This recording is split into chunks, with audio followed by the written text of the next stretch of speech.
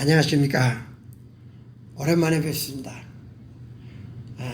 오늘은 우리가 가지고 있는 믿음, 내가 생활하고 있는 믿음, 이 믿음을 어떻게 생각하십니까? 합당한 믿음이냐, 또 합당치 못한 믿음이냐,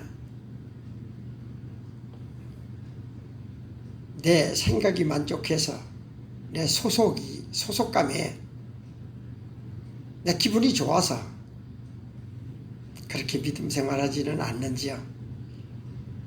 우리 요한복음 3장 16절에 보면 하나님이 세상을 이처럼 사랑하사 독생자를 주셨으니 이는 그를 믿는 자마다 멸망하지 않고 영생을 얻게 하려 하심이라, 이렇게 말씀하셨어요.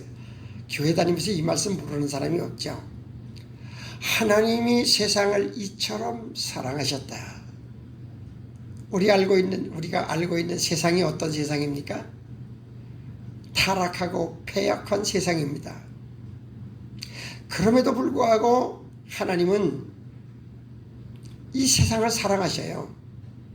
얼마큼 사랑하시냐? 자기의 외아들을 내어줄 만큼 사랑하셨어요.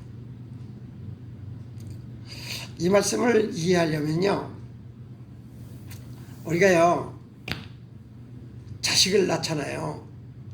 이 자식이 세상에 나가서 살다가 강도가 되고 폭력배가 되고 바랄 수 없는 사회의 무리를 빚는 그런 죄인이 되었다고 하면 모든 사람들이 저주를 해요.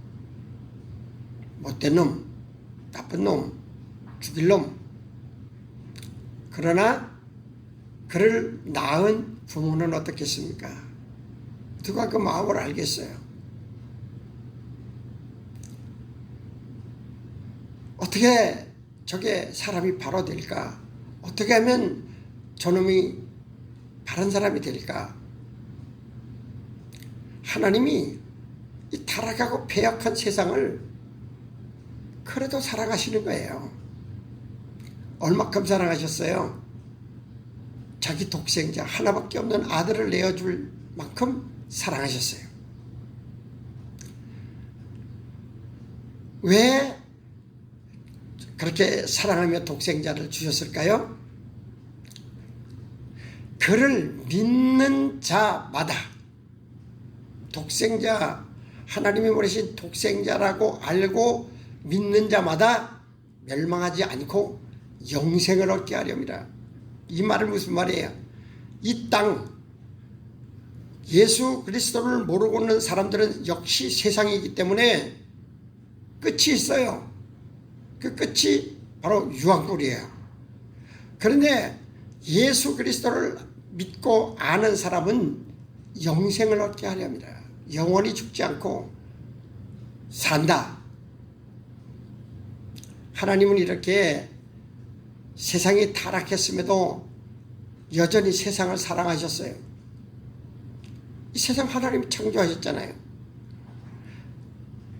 타락한 세상에서 구원하시려고. 이 타락한 세상은 다 죽음으로 가는 길이거든요. 근데 그것 중에서 구원하시려고, 예수를 믿고 하는 사람을 구원하시려고 독생자를 보내셨어요. 그를 믿는 자는 심판을 받지 아니하는 것이요, 이유가 없어요. 예수 그리스도를 믿는다, 하나님의 아들이다, 구세주다, 이것을 믿는 사람은 심판을 안 받아요. 그런데 세상이 좋아서, 세상에 취해서, 세상의 지혜로, 세상의 지식으로 그걸 믿지 않는 사람은, 독생자 예수 이름을 믿지 않는 사람은 벌써 심판을 받은 것이래요. 그 길이 심판의 길로 벌써 나타나 있어요. 그러면 여기에서 그 이름을 믿는다는 것은 뭘 말합니까? 그냥 예수 이름만 믿으면 돼요? 그렇게 옛날에 전도할 때 그런 사람들도 있고 지금도 이러나 저러나 그냥 믿기만 하면 된다.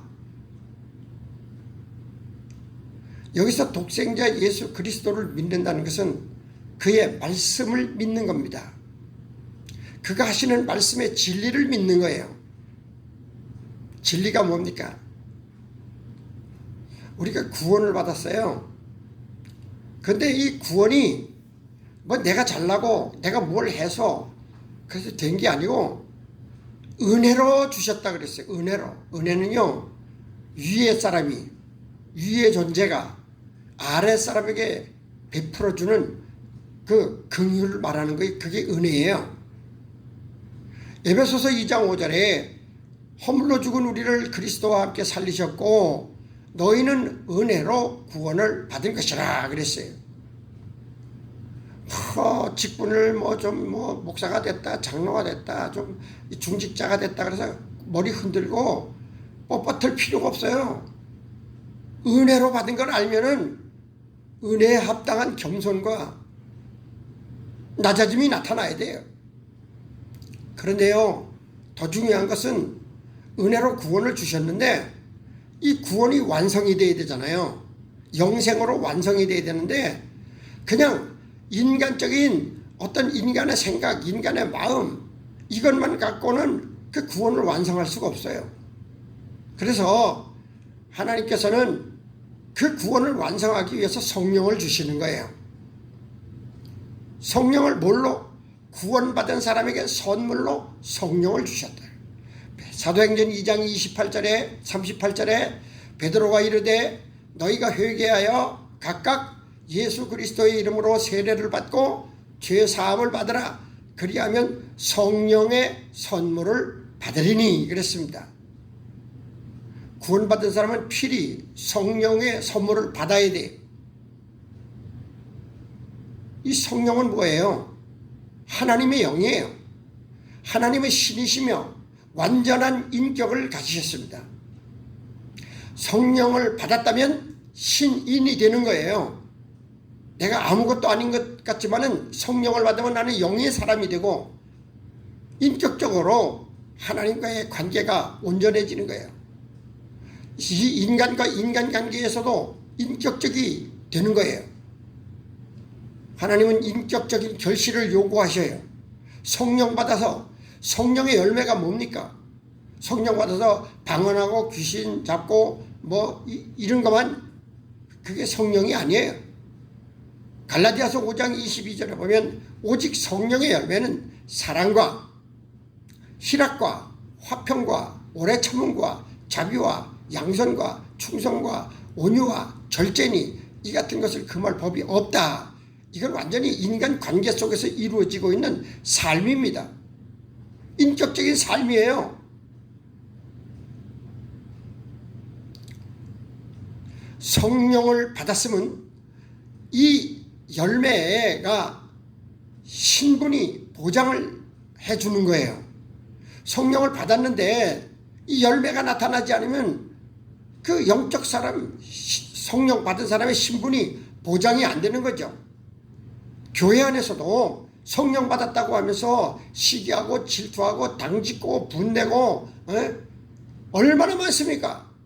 이거는 온전한 성령 받은 게 아니에요.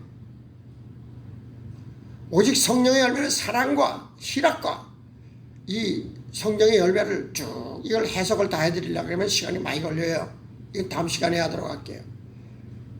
오래 참음, 자비와 양선과 충성, 온유와 절제 이것이 성령의 열매예요. 이 은혜로 받은 구원, 이 선물로 받은 성령의 결과를 우리가 어떻게 마감을 해야 될 것이냐.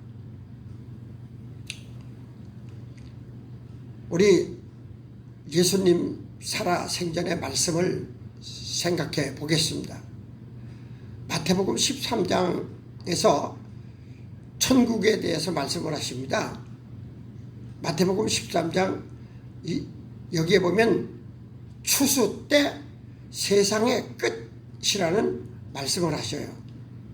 추수 때는 뭐예요? 모든 농작물의 끝날이잖아요. 응? 세상의 끝이라는 거예요. 지금 있는 이 모든 세상이 끝나는 거예요. 그건 개인적인 끝날도 있지만 종말론적인 하나님의 끝날이 있는 거예요. 마태복음 13장 24절에 예수께서 그들 앞에 또 비유를 들어 이르시되 천국은 좋은 씨를 제 밭에 뿌린 사람과 같으니 사람들이 잘 때에 그 원수가 와서 곡식 가운데 가라지를 뿌리고 갔더니 싹이 나고 결실할 때에 가라지도 보이거늘 둘 다 추수 때까지 함께 자라게 두라. 추수 때에 내가 추수꾼에게 말하기를 가라지는 먼저 거두어 불사르게 단으로 묶고 곡식은 모아 내 콧간에 넣어라 하리라. 이건 뭔 얘기예요? 우리가요 교회를 다녀요. 교회는 좋은 밭이에요. 거기에 온 많은 사람들에게 좋은 씨를 뿌리는 것이 교회의 목회자의 사명이에요. 하나님의 말씀, 생명의 말씀, 영생의 말씀, 좋은 씨를 뿌리는 거예요. 그런데 이런 좋은 씨를 뿌리는데도 어떤 사람이 자는 거예요. 자는 거. 자면은 어떤 결과가 옵니까? 원수가 뭐예요? 마귀예요. 마귀가요, 많은 사람이 모여서 예배 드려도요, 마귀는 다 찾아다닙니다. 요거 어디 가서 내가 내 할 일을 하지? 그런데 자는 사람을 찾아가는 거예요. 자는 사람을 찾아가서 그 곡식 가운데 가라지를 뿌려버리는 거예요. 그 가라지를 뿌리면 어떻게 되겠어요? 어제까지도 목사님 말씀이 은혜롭고 성경 말씀이 은혜롭고 교회 생활이 기쁘고 교회 생활이 행복하고 모든 사람들이 정말로 사랑스럽고 했었던 것이 이것이 가라지 씨를 받게 되면은 목사님 설교가 짜증나요. 설교가 왜 길어? 아이 그건 성경이니까 그렇게 살려는 거지 사람이 어떻게 그렇게 살아? 그 좋던 집사님이 싫어지고 권사님이 싫어지고 장로님이 싫어지고 교회 가는 게 짜증나고 헌금 나는 게 불만스럽고 이게 바로 가라지가 씨를 뿌린 증거예요. 이 가라지 씨를 받은 걸 깨닫는 사람이 회개의 기회를 갖는 거예요. 그런데 계속 가라지 노릇을 하는 거예요. 그러면 사람들이 목사님이나 당회에다 얘기를 했겠죠. 저 권사님이 저렇게 된다. 어떻게 하면 좋겠냐? 치리를 해라. 뭐 이런 소리도 많이 할 거예요. 그런데 이 농부가 뭐라 그래요? 가만둬라. 추수 때까지 놔둬라. 지금 저거 뽑다가 그래도 그 사람 가까이 하고 그 사람 좋아하고 그 사람 때문에 뭔가 되는 일이 있는 것도 있는데 저거 뽑아내버리면 다 흐트러지고 다 망해버릴 것 아니야. 그러니까 놔뒀다가 추수 때 좋은 곡식은 창고로 들이고 저거는 단으로 묶어서 불에다가 던져버릴 것이다. 응? 여러분 어떻게 생각하십니까? 또 마태복음 13장 47절에 보면요. 또 천국은 마치 바다에 치고 물고기를 모으는 그물과 같으니 그물에 가득함에 물가로 끌어내고 앉아서 좋은 것은 그릇에 담고 못된 것은 내버리느니라. 세상 끝에도 이러하리라. 천사들이 와서 의인 중에서 악인을 갈라내어 풀무불에 던져 넣으리니 거기서 울며 이를 갈미 있으리라. 이게 뭐예요? 이 세상에 많은 사람들이 살고 살아가고 있는데 하나님의 복음이라는 하나님의 교회라는 그물을 통해서 사람을 걸어 모았어요. 그렇게 걸어 모아서 마지막 끌어올리는 거예요. 지금 물속에 바글바글하는 물고기가 있는 것은 현대 교회인들이에요. 그런데 그 물고기를 그물로 당겨 올렸을 때 보니까 아니 눈알이 빠진 것도 있고 배가 터진 것도 있고 찢어진 것도 있고 상품 가치가 없는 거예요. 그래서 상품 가치가 없는 고기는 다시 버려버리는 거죠. 여기서 버린다는 말은 종말론적인 버림이에요. 파멸입니다. 멸망입니다. 세상 끝에도 이러하리라. 주님이 말씀하시는 세상 끝날에도 이러하리라. 천사들이 와서 의인 중에서 악인을 갈라낸다 이랬어요. 예수를 믿으면 의롭게 되잖아요. 의롭게 되잖아요. 구원받으면 의롭게 돼요. 그런데 이 의인 중에서 악인을 골라낸다. 세상에서 세상 사람들 중에서 악인을 골라낸 게 아니라 그물에 걸려든 의인들 중에서 악인을 골라낸다. 교회는 다니면서도 악한 짓을 하는 거예요. 악을 저지르고 다니는 거예요.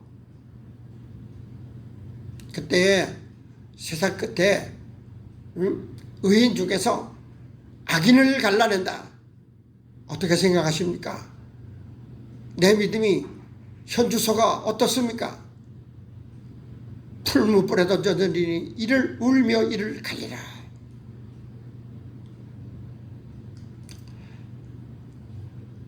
좋은 밭에 가라지는 잘때에 원수가 뿌린다는 것을 알아야 됩니다. 의인 중에서 악인, 예수님을 믿으면 의로워집니다. 그러나 그 의인 중에도 악인이 있습니다. 의인은 의인의 신분을 잘 지켜야 되겠죠. 믿을 때 의로워지지만 원수가 와서 잠을 자면 가라지를 뿌려버립니다. 오늘 어떻게 생각하십니까? 우리는 믿음의 종말을, 추수 때를, 세상의 끝날을 잘 준비하시면 참 좋겠습니다. 감사합니다.